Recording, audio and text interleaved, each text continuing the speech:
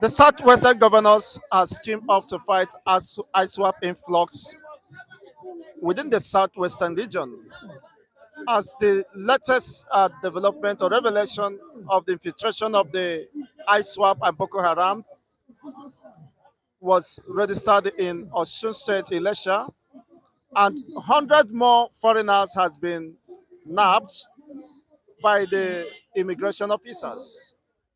What is happening today in Southwest and Nigeria in general? Well, first of all, I want to thank God that give us chance to see this thing at an initial stage like this and give us grace to nip it in the bud. I want to thank God and I want to thank our governor. And I want to thank people of Ilesa for giving us information, giving us tips.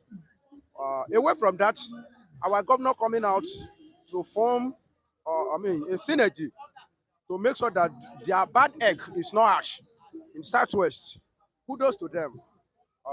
Apart from that, another area I want to hit is about the citizen of Southwest, Yoruba. It's not only governor that will be function in this area. All of us, Yoruba, we say, Ojulala Konfi, sorry, we should be vigilant and report any strange movement of any aboki, any strange movement in Sabo should be reported to the appropriate quarters. If you report it in a particular quarters, there is no response, report in another one. If there is no response, gather yourself together, dislodge them in that place. That is the truth of matter. Because if you think that it doesn't concern me, it will concern you. And if it doesn't concern you, it will concern somebody that it will concern and concern you. So I'm appealing to everybody in the Southwest, either Christian or Muslim. I know that Christian we cannot abort them, but I want to appeal to the Muslim. God has created us in this way. He has made us to be living together as a Muslim and Christian in the Southwest and traditional worshiper. We are unique. Even in Israel, which is the origin of the two major religions we have in the world. We have Jew, we have Muslim, and we have Christian. It's just that the percentage are more than each other. So it's not a crime that we have Muslim among us, and we have Christian, and we have traditional worshiper. The best thing now is for us to gather together and make sure that our place is dwellable in peace. We'll be able to dwell in peace. So, Muslim, Tablighi, Islam extremists, don't be included because of a Islam religion, and you think that by hosting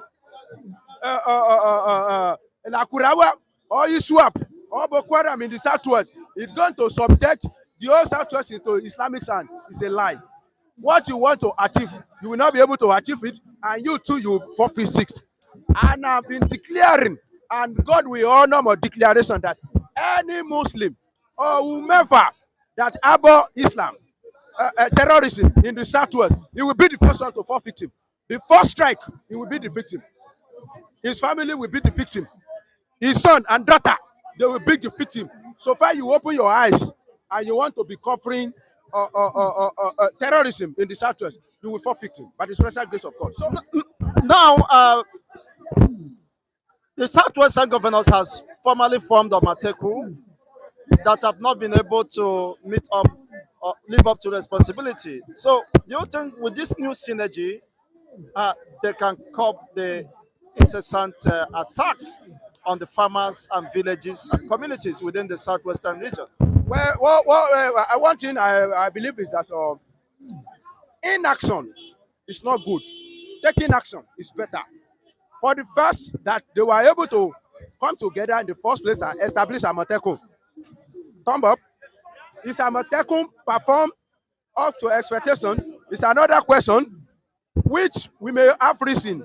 And they are performing in different states more than each other. Go to Ondo State, you will see that they carry the issue of Amotekun on top of their heads. Especially during the era of Akeredolu. How they were performing in Oyo, I don't know. They are not be able to perform optimally, which it may due to some reason.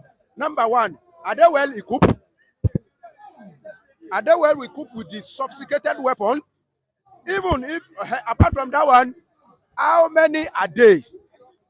Are they able to monitor everywhere? Number two, how intelligent are they? How well trained are they? Those are the things that they need to work upon. So, and there is always room for improvement.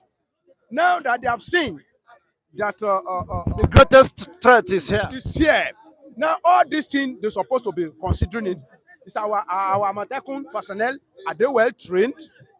Are they well equipped? In the type of equipment, I'm talking about weapon. Federal government don't allow them to carry sophisticated weapon, and like a AK-47 and the other. Is there alternative? If they cannot carry AK-47, can they carry AK-29? Even if it's not AK-27.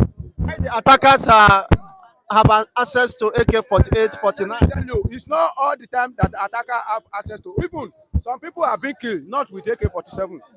Some people are being killed by cutlass. Some of these bandits kill, slaughter. It's not all of them that have gun. So we should not rely on top of we don't have weapon.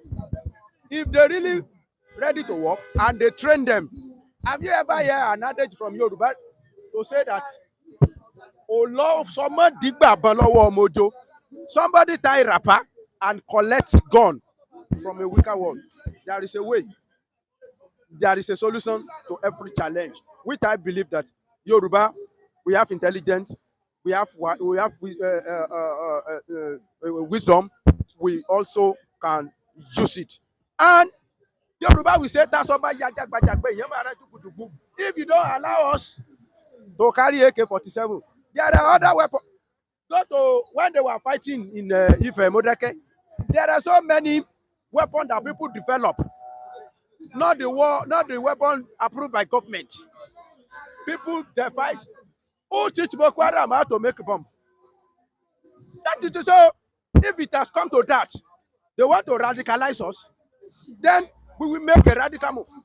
That is the truth of the matter. If we don't have access to AK-47, we can do AK-30. That's the truth of the matter. Ogunuke in Igbo land. Do you seek for any Ogunuke? Do you seek for any government approval before you make Ogunuke to defend your community? You don't need to seek for any approval. The same that kind of Ogunuke, they have something like that, something related to something like that in Benue. Somebody that came from Benue told me the history of how they make their own Ogunuke inside a drum. If they ignite it, if they send it, it can destroy. In fact, a small community, they will know that something entered them. So let's go. Let's sit down. If we don't have access to AK-47, if federal government will not allow us to look for AK-47, they should go and sit down and look for other. Yoruba, we are so powerful that ordinary egg is a weapon. Egg is a weapon to Yorubas. Let them go look for any other means because this is our land and we have to protect it jealously. There are people that want to come to our side, conquer us. We need to stand up now. This thing, let me tell you, this is the kind of ignorance that makes us lose Ilorin to Fulani. If to say the whole Yoruba stand up that time, and they don't see that battle as a battle of Oyo alone, or battle of Afanja alone, or they don't see Afanja as a betrayer that you should go and face the music. If to say we have the whole Yoruba have rise up that time, we will have liberated Ilorin. So this time around, we should not repeat the mistake and think that the problem is happening at Oyo now. It is a Yimakide that is failing. Or it's happening in Ogun State. Now, don't matter that you're their governor. All of us, we should stand as one and reason together and liberate our land. It's a Yoruba. We don't have other land to go. We have no other place to go. Tiwantiwa. This is our home, and we have to come together and protect it jealously. Thank you. Thank you once again.